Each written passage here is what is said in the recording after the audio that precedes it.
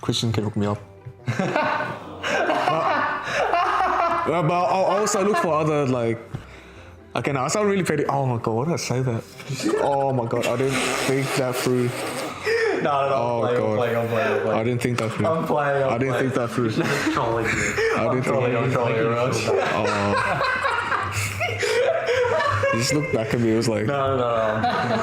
Guys, all right, so we just synced up all our orders. This is the first time we're doing a podcast in person. We've got 2 cameras set up. We've got a light. We've got plants and everything. Christian and Steven finally met for the first time. We pulled him out of the basement. I'm finally here, guys. And this is the first time everyone's seeing Steven's face. That's another thing I just realized. No, it'll be funny. Can we get like a black? I want a black screen. Copy of editor. I don't want anyone to see him. He's my property. He lives. No one needs to know where he lives. No, I don't want anyone seeing him. But yes, we're here. He's here. So what's your first impressions, Christian? He's everything and more than I wanted. Everything and more. He's so beautiful. I love Steven. I think everyone needs a Steven in their life. Oh, thank you. I think Steven's like, Naruto. He's like Choji. He's the Choji in the group, minus the strength and minus the reliability. Dude, this week, so Steven helps take photos, actually take the photos of clothing I'd sell. You know how I used to resell Palace, Bape, Yeezy, whatever. So I still sell stuff on eBay here and there.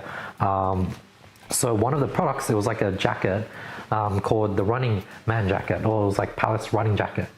And the description he typed, check the last 2 photos for the 2 different holes we have.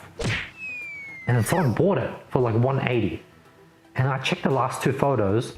It's a photo of the second last photo is a photo of the hole, and the last photo is a photo of the same hole zoomed in.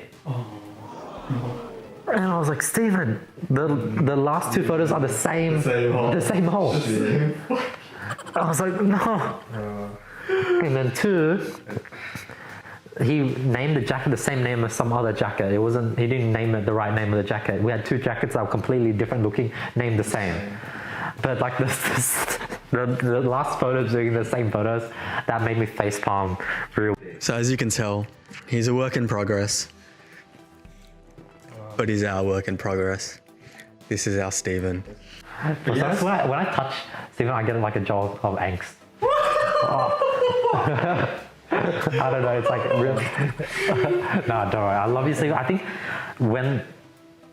I'm not gonna say, because when I was in America, like I was like burnt out, and like the team was like, yo, like dude, you're so like angsty, like you're so angsty. And I was like sitting there, I was like, they're like saying I was like getting triggered. I was like, I was burnt out, I was getting triggered. I was getting more angsty, and the more they were telling me that I was angsty, I was getting more angsty. 100%. Like at work, everyone just goes, oh, you're the stress head. Why do you stress so much? I'm like, shut the bro.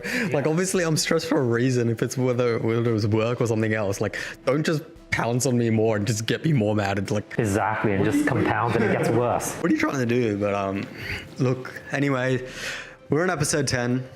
We made it 10 episodes deep. That's why you're seeing our faces here today. That's why we decided to do something a little bit different. We've eaten a lot of food. Yeah. I'm very full. So full. Yeah, episode 10 episodes deep. Thank you everyone for watching, supporting. If you're listening, if you're watching, appreciate it very much. I highly appreciate it. Like I'm like, so we actually forgot to upload episode 8.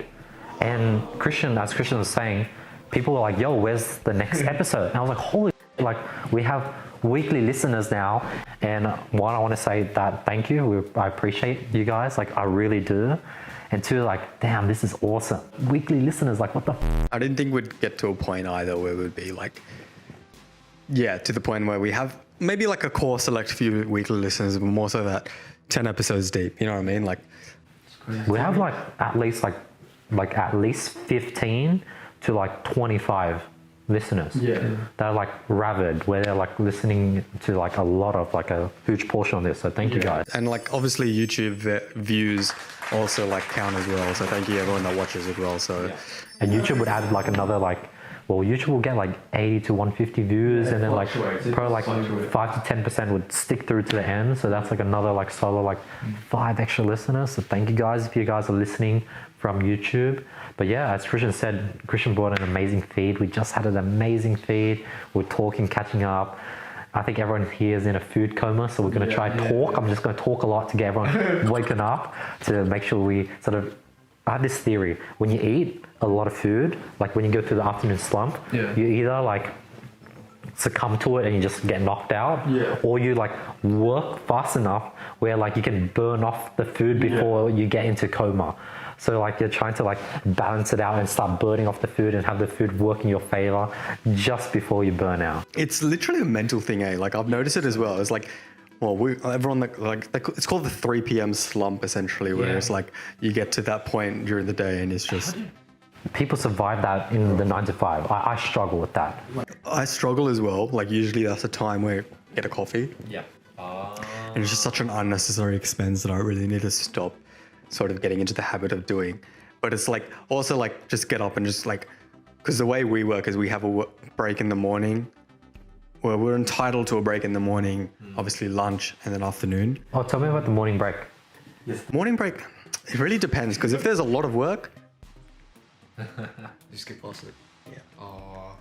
Do you have KPIs, Christian? Yeah, but like we haven't been monitored because I'm still fairly new, so I'm not that monitored on it yet. But I will be hitting it because I'm doing well. Okay, I'm doing well at work, doing well. But yeah, the morning break is alright because sometimes I'll just go get a coffee in the morning, and it's bad because if I get a coffee in the morning, I don't want to get one in the afternoon. So in the afternoon, either I get one or the other. You know what I mean? So I'll definitely go on a walk just outside just to freshen up and then come back. But if it's really busy, just got to get down and stuck in and then get the work done. But yeah, it's been alright. 3 p.m. slump just hits different that way. Like you're right, it's definitely mental. You either let yourself succumb and just feel yourself just slowly drifting away and drifting out of consciousness. But how do you deal with it, Stephen? Me, 3 p.m. I try to get a bit of work done and then I chuck a nap. In my mind, like Stephen's gonna say he just succumbs to it. Yeah, and I think everyone knows. Yeah, I knew he'd succumb to it. Couldn't finish the freaking one week. Dude, it still went to 2 days. Oh, 2 days. 2 days. That's okay. Look, that's why I feel bad because we keep him locked up all the time. I'm like, you know what? I'll feed him. We don't pay him. I was so bored in the basement. You didn't let me We out. found him on the streets. We don't pay him. So I'm like, you know what? I'll feed him. Guess what, guys? Stephen locked down our first like sort of sponsor where like we're gonna get free goods, guys. 10 episodes in and Stephen locked in our first sponsor. So congratulations, Stephen. Thank you. Put in the work. You reached out to like 60 different companies. So I'm really impressed. Thank you. I guess when it first started, like at first I was like, oh damn, I don't know if it's gonna work out or not. And then, you know, Andy told me, it's like, Stephen, you give up too easy. I'm like, really? I give up too easily? Nah, I want to get you a sponsor, Andy. I want to get you a sponsor, and I want to make sure that your podcast can just keep on going higher, get more listeners, so that I had that mindset drilled into me. And that's how I just kept on reaching out. Yeah, for our podcast. So he's learning. Yeah. Nice. He's learning. He's doing well. I want to implement what you've taught me. Thank you, I appreciate that, and I'm happy as you grow. Like I roast Stephen a lot, and like I think like you'll probably like I need to like roast the same issue probably like 3 or 4 times before it gets through to him. You sound like a parent. You sound like my parents. Like I keep telling you to do this and you're doing. Stephen, what the fuck are you doing? Yeah. And hopefully, like my theory is when you roast someone in public in a group setting, it sticks more. Yeah. So like rather than use energy and roast him when like there's not an audience, I would save it for like the podcast so it will stick and it will have a bigger effect.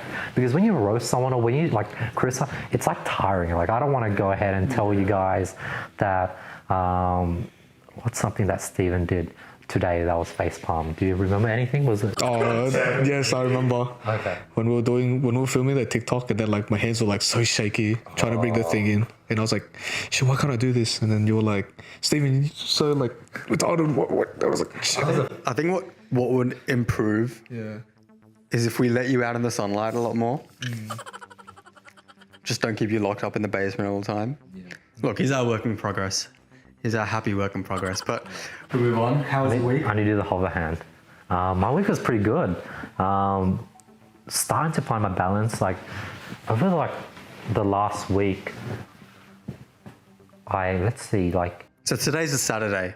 Yeah. We usually do it on a Monday, so we haven't caught up in a while. So that's why I think the last time I talked about figuring out my balance and how like I think I went like too like extreme where I just do whatever the fuck I wanted to like too strict, which was like I burnt out.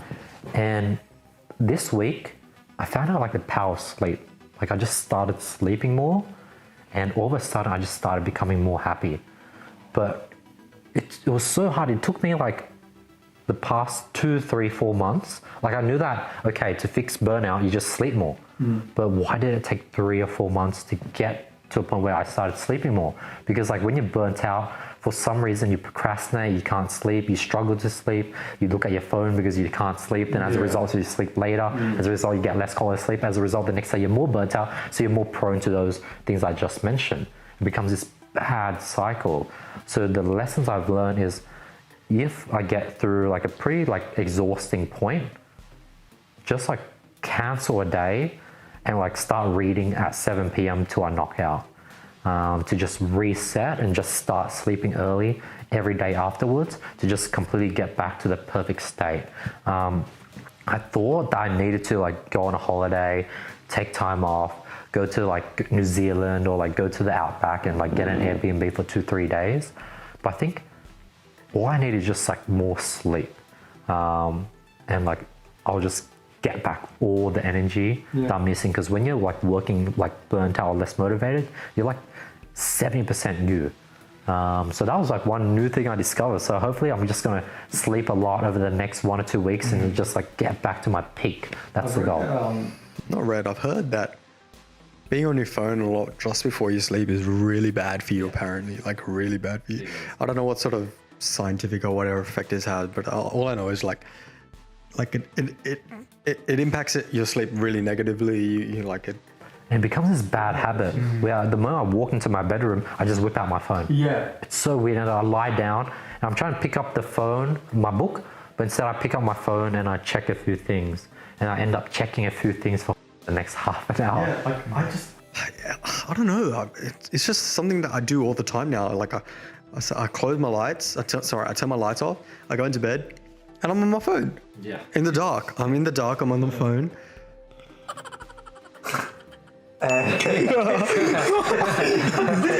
Like that's all I do. Like I don't know. And then I just fall asleep. Like I just put a phone down. Do you do that? Yeah. I think the habit started developing around like year 11, 12ish because I was like so stressed. Yeah. And then like after, Because you don't have time during the day to go on your phone, and then like, oh, you know, I want to see what everyone's been doing. Yeah, relax. But then I realized like, holy shit, my sleep schedule has been so bad. You know, I would have to like, I'd go to sleep at like 12 and then I'll be on my phone till like 1 and then I have to wake up like 6 the next day. I'm like, oh shit. I realize, oh my God. like that 1 hour that you've been on your phone just relaxing, you don't realize that the next day you're gonna hate yourself, and you're just like. And not only that, is the quality of sleep decreases as well. Something I need to get into, a good pattern I want to get into. Christian, what time do you have to wake up to get to work? I've started to get into work a little bit earlier because public transport, I hate public transport. Dude, apparently Australia has since I didn't know what other public transport was, I thought we had good public transport. But I heard like in like UK, like other countries, it's like every 5-10 minutes. When you've been to like the Singapores, the Japans, the Koreas, the public transport there is insane, dude. Yeah. Well, apparently it's like if a train is a minute late in Japan, it makes the headlines because it's so much of a rarity. Yeah, like it's so prompt. It's such a good service that they have. Have you been in Singapore? I have not. Have you been Japan? I have not as well. You've been in Singapore? I've been to Singapore, yeah. Well, I only been there on layover. Layover, right? Okay. Well, when you go, like, just say you have a longer layover, just take a train or whatever, bro. The trains are insane. They're like the way that works. Anyone that hasn't, it's all underground, right? For Singapore. Yeah. So the train comes and like. Because it's underground, like you go down the tunnel and everything is like really nicely enclosed. It's not like, I don't know if anyone here is listening in like Sydney, but town hall station is the most rank and disgusting. It's terrible. Anything with tunnels in Sydney is disgusting. Right, but the way it's beautiful, dude. It's like you want to go in the tunnel because it's all completely like, it's closed off, it's ventilated from the outside so you don't get the fumigation of... fumigation of the trains. It's all closed off. It's beautiful. It's air conditioned. It's clean. And so what happens is the train comes, and obviously because you're enclosed, there's, you know how the trains work here is you got doors there's carriages and there's 2 doors in every carriage usually, right? Yeah. So it comes off. So there's heaps of like sliding automated doors, and then the train stops exactly at one of the doors where the train doors open. So the train doors and the actual platform doors. The platform doors on the okay, so like the platform's here, right? So on the edge of the platform, there's automated doors. And then the corresponding doors fit with the train's actual compartment doors. So the way it works is, So people can't jump up. That's so smart. Everyone's stuck inside in the underground. So and then they've got like sections where they line up. And in Japan, like, because I was just there earlier this year, but you have a lineup. People line up, not like Sydney where it's like During rush hour, basically. Yeah. Holy crap. No, people line up. The train comes very prompt. So every 5 minutes, the train's there, and it's like, well, in Singapore at least, it's like because you're all enclosed, and then the inside opens up, and then when the inside opens up, then the actual train doors open up, and then you go through, and then it closes off, and then when you get off again, then the train doors open, then the corresponding platform doors open. And it's so like, it's amazing, dude. I hate Sydney transport so much. Something so simple that you think can be implemented here. We're just so behind. Another thing I don't realize is like, dude, it's crazy. We're only like 200-300 years old as a country. We're fairly new, yet somehow we've managed to fall so far behind these Southeast Asian countries. Even Vietnam had some good trains when I was there, dude. Did it? Not saying anything bad about Vietnam. I didn't know you go to Vietnam. Wait, Really? when was it? When's this? A long time ago. I've been lucky to go to a lot of countries. Really? Like I don't want to sound like a wanker, but like I've been lucky to go around to a lot of countries, like Europe. I've been in Vietnam. I went in 2013, I think. I think it's changed a lot. But yeah, I love Vietnam, dude. I loved it. It was great. So one of my friends from uni, he was telling a story how there's these sleeper buses where it were just like buses that would drive in Vietnam for like hours and hours. And there's all these buses, all these beds, layers and layers. Yeah. And within each beds, there's these gaps. Now, it's the bus is packed, so everyone's sleeping. It's all full. All the beds are full, and then if you buy a cheaper ticket, then you sleep in the gaps, the sides. You sleep in the gaps in between the beds, and then he was saying how he saw like a guy that was sleeping in a bed go up to go to the bathroom, and one of the guys in the gaps just slid over into the bed and took his spot. Just like that, you pay for the cheaper ticket and you get the bed. Sleep. Exactly. That's so cool. But like, that's typical Vietnam. That's so Vietnam. Like when you think, But dude, another thing, like, I've seen those videos of like the trains in India, crazy. Like how like they're just so packed, and you see like people standing like on top of the trains. that was like a meme. Yeah. Where it's like Indian Titanic and the car was like at the front. It's like packed. It's like everyone's like swished. Oh, dude. It's crazy to think, isn't it? Like no matter like you go to different countries and you think everyone's human. It's like the way that we're all brought up in the different countries, etc. It's weird, isn't it? Like the trains like I hate trains now that I think about it. You know what I mean? The more and more I think about it, trains, bro. On that topic, do you know how Japan is known for some things that go in the trains?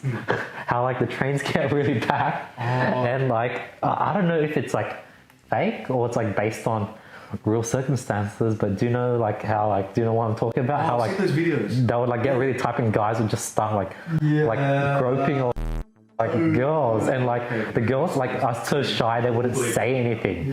So apparently that's no, I know what you're talking about, and it's like I hope it's not a thing there, but yeah.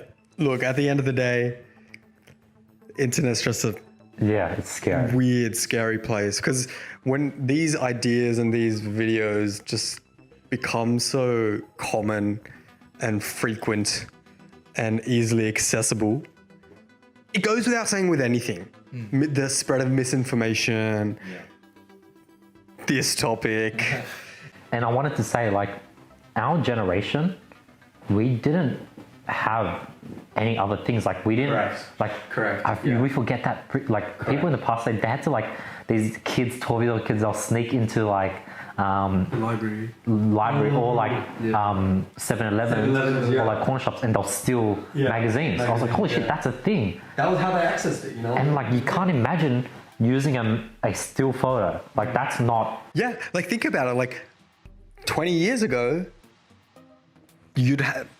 I'm not saying you'd. I'm saying that it would be common for teenagers to have a magazine stashed underneath their bed. You know what I mean? Like as they depict in the movies, obviously. Anyway, like it's one of those things where it was like, it was like. I don't know those movies, you know what I mean? It's like, It's like those teenage movies. Yeah, those coming of age movies. that you see often. Yeah, like the super bads, and it's like, you see, and I'm like thinking like, dude, that's crazy. Like, dude, have you seen, there's this new movie called Bad Boys or something where it's basically super bad, but the kids are 12 years old. yeah, Seth Rogen? Yeah, Seth Rogen, and then the boys, Tremblay, like the new Justin Bieber Lonely music video. Have you seen that? The actor, the boy? I've heard of the movie. It does look funny, I'm not gonna lie. Like, but it's weird, isn't it? Like these little kids. Yeah, they've gotten younger. Like everything is just getting more and more explicit. And like back in the days, like you'd be talking about this stuff maybe when you're like 18, 20. Yeah. Now people 12 years old, and with TikTok 9 years old That's are like a problem. Like it's actually like, see, like Our generation. like it's just literally becoming a thing where it's so easily accessible, and it's something that we don't realize, where even like a teenager would like say, okay, how would you police, how would you police, say, your child's activity? Because I think it's going to be a big problem for us. Say we go up, say we have children, right? How would you police and monitor it? Because it's, say 10, 15 years down the line, it's going to be so much more different than it is now. And you have platforms like TikTok, like Instagram, where it is like, obviously there are like Netflix Kids, there is YouTube Kids, there's all these kids monitored platforms where it's like a safe space environment. But there's also the other end of the spectrum where you have your TikToks where it's, say teenagers. TikTok is like a bait. It's like TikTok is scary. It's like, I know what you mean. Don't say. I know what you mean. But like, it's like a thirst trap. That's the word. It's a thirst trap. Because like, it's so many teenagers have it, and you don't realize that like it can literally like it can start from as young as 11 years old by a kid just seeing something, and then them seeing a TikTok and thinking that it's normal. Yeah. And then say they'd go and do the same thing as what they see in the TikTok. They go and what's the word? That's working. Yeah, they'd like. They get influenced, and then they replicate what they see, thinking that it's normal. It's not normal. You know what I mean? Yeah. How would you police it? How would you police your kids on the internet? Because it's a big thing. I think it's something that we just like. Okay, the way I think about it is I don't want my you say it's so easy now. They're like, so I won't give my kid a phone until he's 15 or 16. Bro, the kid's gonna get 12, and then if you don't give him a phone, it's like, it's. I don't know. How would you do it? So like on that topic, like I'm less afraid of my kid doing things at like a super early age of like say 9, versus I'm more afraid of like the next generation of my kids being unable to communicate to people in real life, or to be unable to talk to people in the other gender. So if I had a son, he would struggle to. That's my biggest worry. So what I'll do is I'll just like put my kids in so much sports and extracurricular activity where he's just constantly talking and communicating with other people. Like I'm not worried. Like obviously it is a worry if he does things at an early age, or he starts freaking, if I have a daughter and she's twerking at like the age like 9, like that isn't as bad as her just not doing anything in real life and just communicating to people through VR.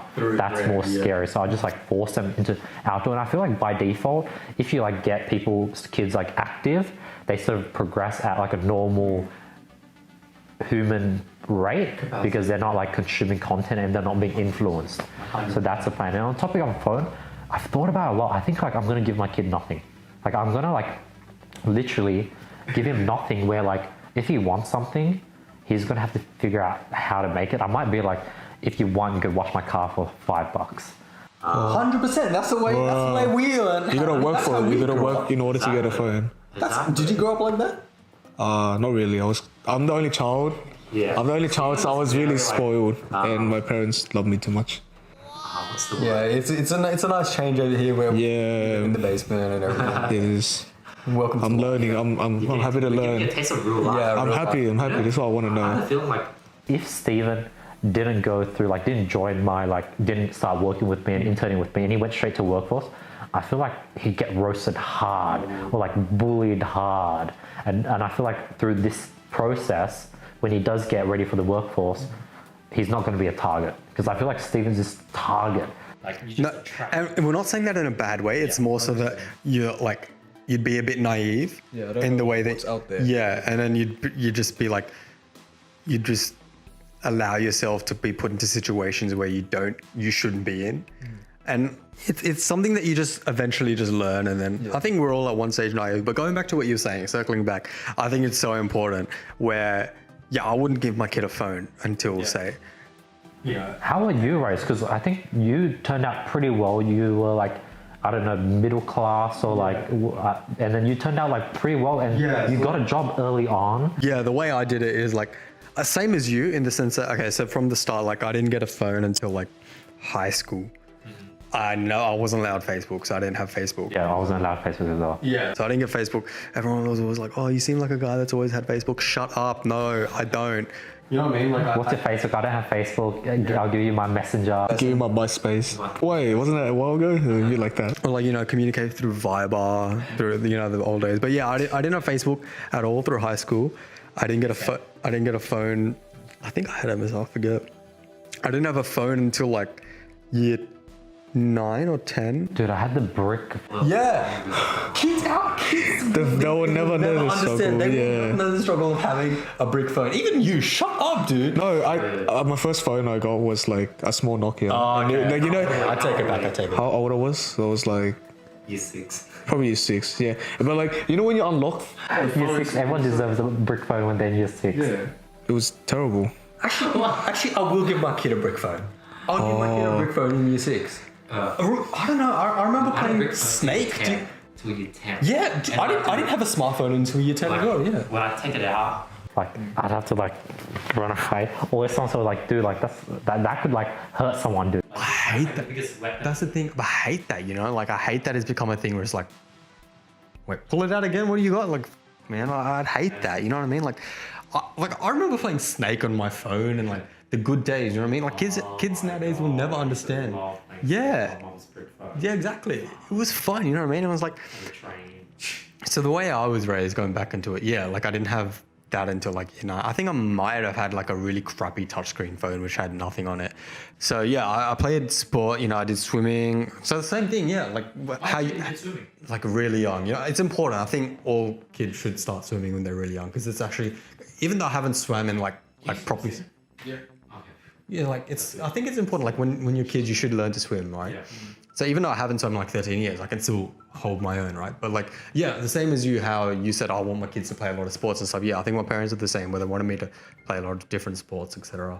Not that I'm a sporty kid or anything. Like I played soccer for a very long time until like year 11, from when I was in under 9. So I was with the same group of guys for a very long time. But like, yeah, dude, like I got a job. I wanted, like same as you, I wanted to go and get a job as soon as I became eligible, just to get some extra pocket money, etc. And it became a thing where. And what was your parents' thoughts on getting a job? They were like, yeah, do it. You need to get a job. Yeah. Some parents I can understand that they're like, oh. And what motivated you to get a job? Like, did you already have like a PSP, PS2, like Nintendo, like a computer? Did you already have all those things? And like, if so, what wanted you to get more pocket money? Or if not, then I guess that's what motivated you maybe? Yeah, like it's gonna sound weird, but that was never really the motivation for me wanting to get a job. Because I had the PS2, 3, whatever, DS, PSP, the good days. The kids nowadays will never understand, you know what I mean? I had that, and like when I got my first job, I never really thought about it as me being like, oh, I want to get more jobs so I can get extra pocket money to get this and that. Like, yeah, it was cool, but like when you're that young, making as much money, you know what I mean? So it was like, it was more so that I just wanted to earn money. I just wanted to know what it felt like to get like proper money. And so when I started getting proper money, I was like, oh, cool. And then, yeah, I did eventually buy a few things, but like, Dude, like on that topic, earning money is like, it's addictive. It's like a game. It's like a RPG where you're just getting experience. And like, I have like friends that are just like workaholics where they work like 2 jobs, they work like 100-hour weeks, and they just like save up.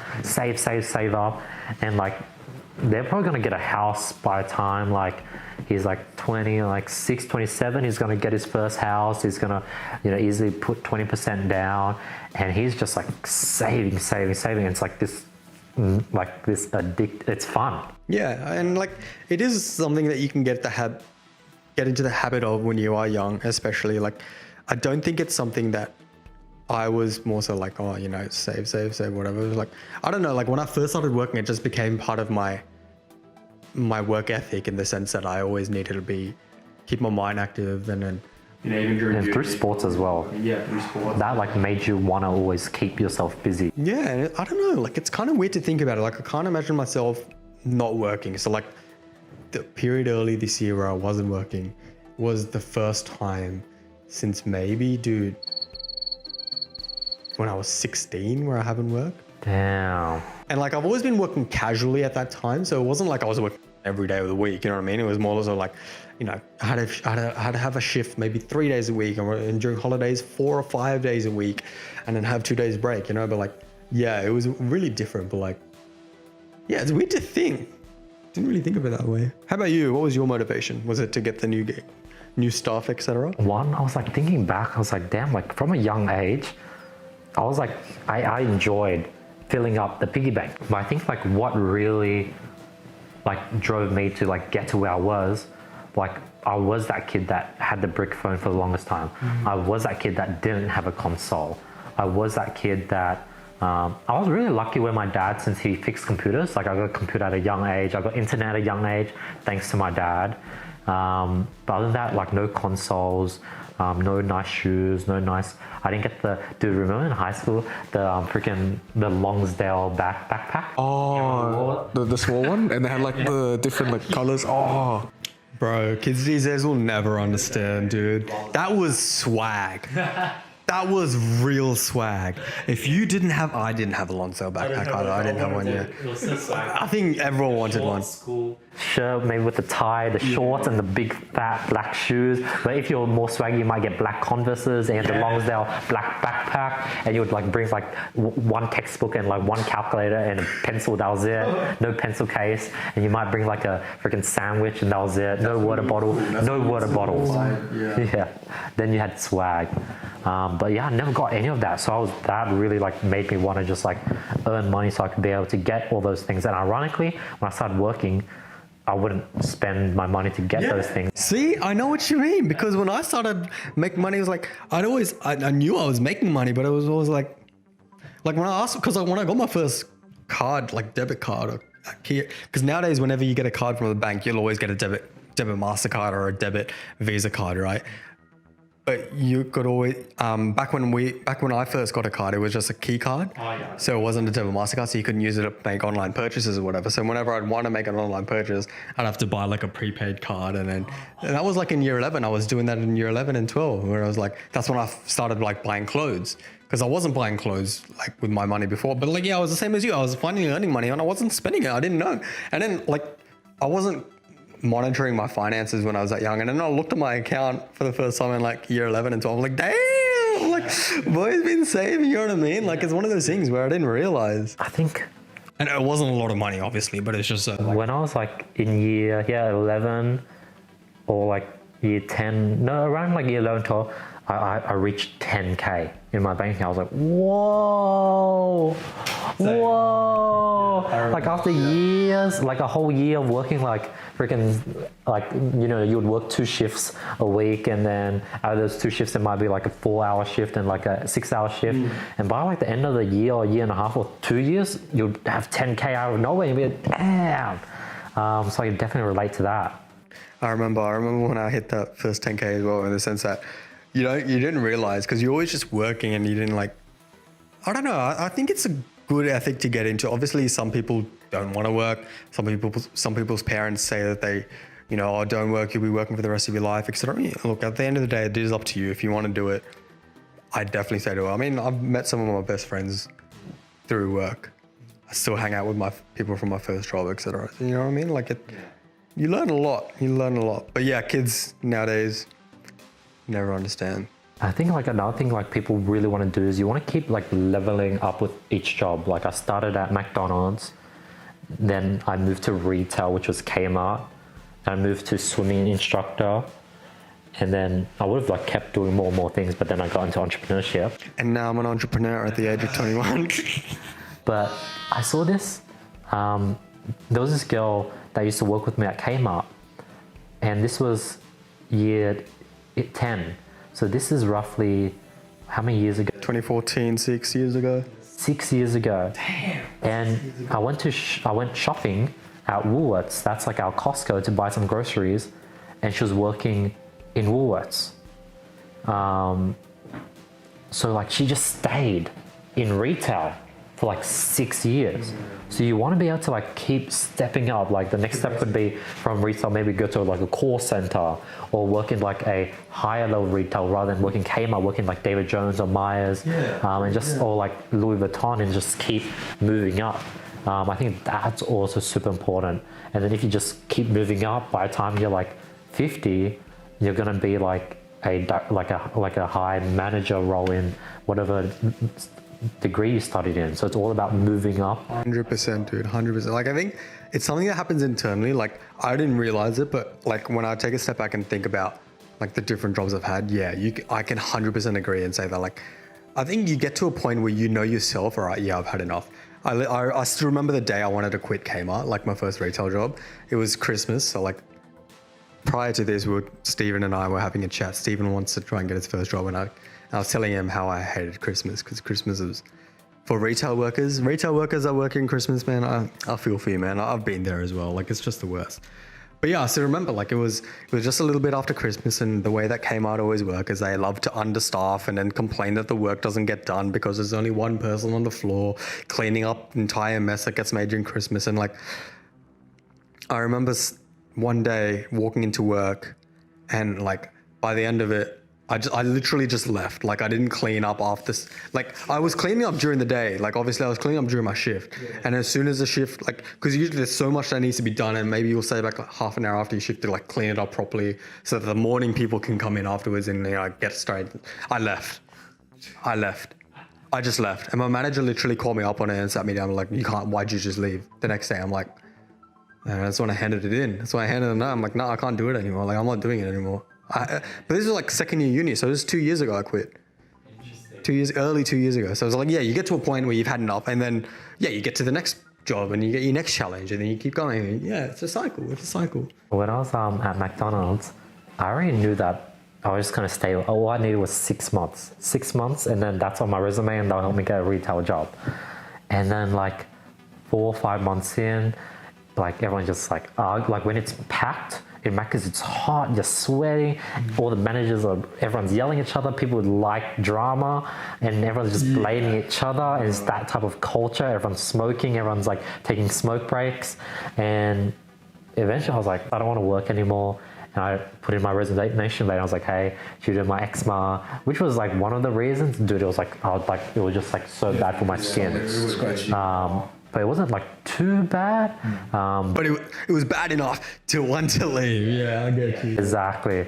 And I think like I only got like worked there probably like 5 months or 4.5, but I wrote 6 months on my resume. It was 6 months. And I wanted to go ahead and just look for that next job. And it took me like a year or a year and a half to get K Mart, or like the next job. Maybe less, I don't know. But yeah, it's always looking for that next thing. But yeah, Christian, what's your thoughts? 100%, I agree. Where would you want to work? Where would your ideal place be? Me, I would want to work in a place, like first start off, but like make it similar to my degree. So I applied for super cheap auto, because it's like cars and mechanical. Yeah, that's cool. Yes, I'm still waiting on seeing what they say. Hopefully I get in. If I don't, that's okay. Christian can hook me up. But I'll also look for other, like, I'll also apply for like other jobs as well. Okay, now I sound really petty. Oh my god, why did I say that? Oh my god, I didn't think that through. Oh, I'm God. playing. I didn't think that through. I'm playing. I didn't think that through. Trolling you. I didn't think. I'm trolling, Raj. He just looked back at me. It was like, No. Yeah, no, like I think, like it's weird to say, but I think going through retail, I think everyone should experience retail. Everyone needs to experience the pain of retail. Super cheap auto is still retail, you know what I mean? Like in the sense that it'll be good because you're getting a hand into something similar to what you're doing, and then from there, you take the next step and you go and do it. But like, yeah, everyone needs to work retail, but you need to understand the pain of some retail workers, bro. Like, hey, do you work here? Shut up, bro. I'm wearing a lanyard. I'm wearing the uniform. What do you think? Oh, God. Have you seen that show Rostered On? It's this that some Aussies made some simple stand-up show Rostered On. You will love it because it's literally what you've been through in retail. You just get yelled at. Oh, I think I've seen it. You've seen clips. You would have seen clips on Facebook. Yeah, it's hella funny. Yeah, I've actually seen it. It's on Netflix. I watched it and it's great, bro. Like it's something that all retail workers will. It's so relatable. Dude, like those shows and like stuff like Superlog, all of them like My Chonny back in the days, it was like they somehow like everything they said was like relatable. So relatable, yeah. Even like TikToks, a lot of those like TikTok memes are so relatable. Like, how do they know what's happening in my family? How do they know what's happening with my Asian family? My uncle's exactly like that uncle. My mum says the exact same things my dad. How do they know? Subtle Asian traits, and there's obviously the Indian ones, or the curry traits, etc. Subtle whatever traits, you know what I mean? And I'm like, damn, they go through the same stuff. Like, what the hell? Like, it's crazy how like just like one whole generation of like people can somehow influence. Like for example, I was having a conversation with my uncle and how we're talking about how I think love. We're talking about how like love is just like some connection with someone. Like when you love someone, there can't be like some magical testosterone chemical reaction where you like are connected to that person, and whenever you think about them, they're thinking about you. Like there's no such thing. Like what makes you really like someone or makes someone really likable is the amount of time you see someone. So the scientific reason why you really love your parents is because you've seen them the most. It's like and that's why everyone loves McDonald's, because they put the ads everywhere. They put them on billboards, bus stands, TV, and you see them everywhere, and eventually you just love McDonald's. Now, what my uncle says, like, yeah, that's true, but what's stronger and you shouldn't look lightly upon is culture. Like how culture says that you have a loving bond from your mum and kids, or family is families. You know, family should always love each other. If you have siblings, you have like a family connection. The culture is so strong where that it creates the bond. Exactly, and you can't take culture lightly. Like culture has the ability to create things that aren't real. Like culture had the ability to make a bunch of homosexual people suppress it and make... Not suppress, the opposite of suppress. Yeah, the opposite of suppress. It had the ability to make like a bunch of people just like have no gay relationships. Like for example, like for like centuries, we didn't have any gay relationships. Yeah. Well, it was like not many. It was not that as much. Because of culture. And somehow people just like became straight. They were forced to become straight. It's something that transcends through time. It transcends through generations. You know what I mean? Like, wow, I didn't think of it. Like, obviously, culture will always be there no matter what. Like it's always something that's passed down from your family to family. Yeah. And then, you know, as time goes on, I think we're seeing it now. Culture continues to like expand, broaden horizon, in the sense that there's always going to be new different sort of aspects of something opening up. And you're seeing now with the wider acceptance of different people in the communities, etc., and more people coming out, etc. It's obviously great, and like that just shows our culture like will always be pertinent through time, etc. You know what I mean? So like, it is one of those things. But I think going back to what I think our generation compared to our parents' generation is probably the biggest gap in terms of what we've been exposed to when we were young in terms of technology. We've grown up with the internet, etc. So I think there's a big gap, and then probably going to be an even bigger gap with our children, etc. So it's something that'll always be there, but culture will always Like I remember talking to one of my friends the other day. He goes, I can't wait to have kids, and just after a long day of work, and I see them pissing me off, and just slap the out of them. And I'm like, yeah, that's culture, bro. That's the culture I remember growing up with. Obviously, it's a joke. It's a joke. Obviously, it's scary. That stuff like that scares me. Like thinking about like, because that's so real. Like parents taking it out on their kids. Oh shit. Not so much take. Okay, look, it is a joke, but it's also like discipline. You know what I mean? Like discipline. But like it is one of those things at the end of the day. And like talking about culture, it's insane how like we've seen those viral videos where like top 10 songs that you like in the 2000s, or like all these old TV shows that you know about. There was this viral Facebook page that had all these Australian TV shows that we watched as a kid, and it would go viral because everyone could relate to it. Culture is so massive, where that in subtle Asian traits, for some reason every single Asian parent does the exact same thing because their culture has been just so, it's been spreaded. And it's interesting because I wonder what it's going to be like for us when we're raising our children, because the culture is going to be so much different.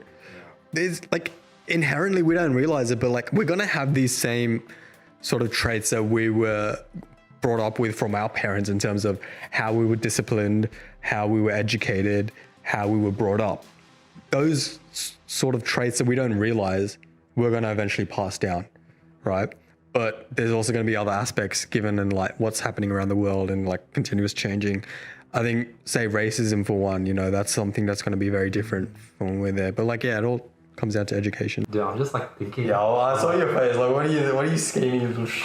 Oh, he's plotting something.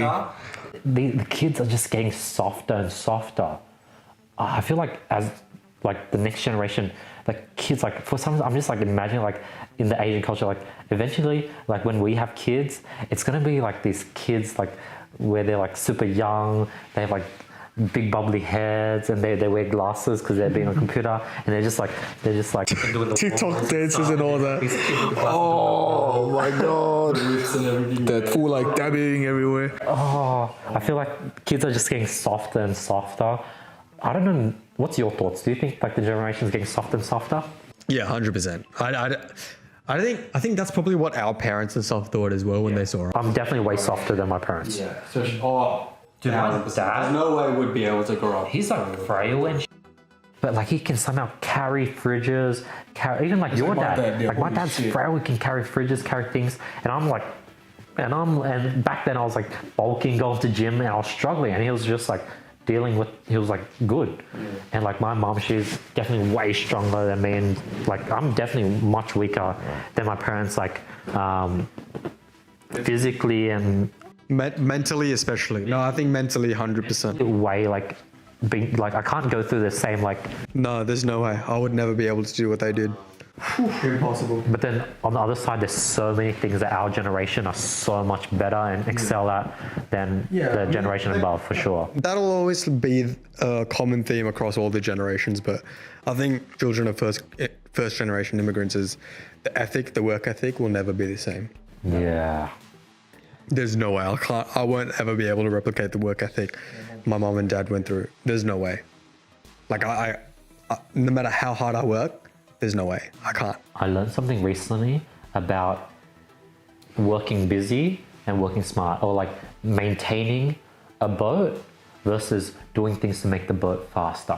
How like I saw that like subconsciously, I've always been doing things to make the boat move faster. So if I wanted to just maintain the boat, I'd be doing sales calls 24/7 because I'll be able to, you know, do like close more deals and make more money. And it'd just stay afloat. It would, yeah. I would probably just film YouTube videos every day personally. I would probably do a lot of meetings and try to network and do a lot of things. I'll be posting all my, like all these, I would be doing all the emails. That's sort of just like maintaining. But building a system where you have a sales team, that's something that makes the boat move faster. Hiring someone to do your customer service, that makes the boat move faster. And what I realized is like everyone just maintains, everyone just stays afloat. Yeah. No one actually does things that move them forward. And that's sort of the biggest strength. And then obviously what I find myself doing is like, I keep freeing up more time and I start being more and more lazy, but I'm still able to do more because with that extra time, like for example, now I don't have to work 2 days a week. I saw the board now. My week down to 2 freaking days. I used to work like 6, 7 days, 5 days, 4 days, 3 days, and now I compress it down to 2. But I remember watching one of your vlogs. You said that you got yourself down to 3 days, and now you can get yourself down to 2 days. Yeah. I recently got it down to 2, and now I use the remaining 4 to sort of continue. Make the boat go faster. Exactly, make the boat faster, do things, and that's another like interesting thing I recently learned. And what we our parents do, or even like people in like lawyers or like accountants, they just maintain. Yeah. They maintain. Yeah. And like they don't do things that allow them to grow. They don't go ahead and read books or do courses to allow them to get a promotion. They don't do side gigs, or they don't research about investing so they could invest on the side. So they're always just staying afloat, and as a result they just grind so hard. And like I thought to myself, why don't I grind as hard as other people? And I realized because I just keep focusing on doing things that don't allow me to grind. Yeah. And that's why Bill Gates, there's a quote, he likes to hire lazy people because lazy people would always find an easier way to do things. And I'm like pretty lazy. I'm hella lazy. I get what you mean. Like, I like to find my shortcuts in the things I do to make it easier. But yeah. Dude, I remember in America, I had a task where I had to like scrape a bunch of emails or something. And I was like on a holiday. Like they let me go to Las Vegas, and they kicked me out, got me to sort of travel America. They gave me work to do. I just like hired a virtual assistant to do it for like $5, like $3. And then I was like yeah, and I just chilled for the whole break. Yeah. That's smart, man. That's smart. I gotta give it to you. Holy That's shit. why. He's staying in the basement with us. That's why he's here. He got our first sponsor. Yeah. Our first sponsor. I'm very happy. We'll announce that shortly. Yeah. We'll announce that. That'll be cool. We announce it. I'm excited as well. Next episode or? It'll take a while. No, Oh yeah, I'll get it. Yeah. You locked it down, and I will. you're asking the questions. I'm just so happy. That's why. Alright, we've hit the 55-minute mark. What do you say? You want to keep? I think this was a good session. Like, Really good. one, this is the first in-person session. Congratulations, everyone. 2, I think like when we were setting this up, I was like, guys, we're gonna start recording in 3 minutes because I knew if we didn't, Yeah, we'd prolong it. For a long, we procrastinate. like we started recording before even Stephen got Audacity set up. Like I think the trick is just to do it straight away and like have the first 5 minutes. Well, the first 5 minutes wasn't even that rusty, but have that 5 minutes get fine-tuned really quick into what we have going now, rather than spend half an hour getting it perfect to not have that 5 minutes of fine-tuning. Yeah. And there's a good chance that you're still going to have that 5 minutes of fine-tuning because of things that you can't predict. So that's something I really learned, the power of just doing it straight away. Power of now. I remember. So guys, thank you so much for watching / listening. 10 episodes in, even if you don't listen to us every week. I hope you enjoyed last week's episode, our first collaboration. Hope to have many more coming up as well. Episode 10 is a little bit different. You get to see us in person talking. Maybe, if you like it, if you enjoy the format, we'll think about doing it some more in the future as well. And can't guarantee Stephen will be here, but he's got his duties to do. So yeah, thank you so much for watching. Andy, you want to sign off? Yeah, thank you so much for everyone for watching. Really appreciate it. Been having a blast. This is something that I can definitely see us doing like 100 episodes in, Christian. I think it's just going to keep growing, and knowing me, we're going to take this to the moon. And you guys are part of the ride, and you guys are on this rocket ship, and I'm really excited for this podcast. I think I've never been someone to figure and crack things early on. I just do it for a long period of time and just have it compound. I'm not the person that's we're not gonna go viral in the first 20 episodes. It's just gonna build slow and steady, and just through my sheer grit. Yeah, 100%. Through just Talented. Yeah. I'm not talented. I just through grit and just doing things again and again, we finally figure it out. So yeah, thank you for this, everyone. This is episode 10. It's gonna be so amazing watching back. I want Stephen to sign out. The final word. The final word. This has been episode 10 of The Flip Side. Also, it's Halloween in Sydney right now. Well, a couple hours, it's gonna end. But if it is Halloween over there, hope you guys are having fun trick or treating. Stay safe, and yeah, special episode. I'm happy to meet Christian today. Christian's a very nice guy. Hopefully, I get to like hang out with him more. But yeah, thanks. I love these guys. So funny. Yeah. This is a really interesting mix. Peace.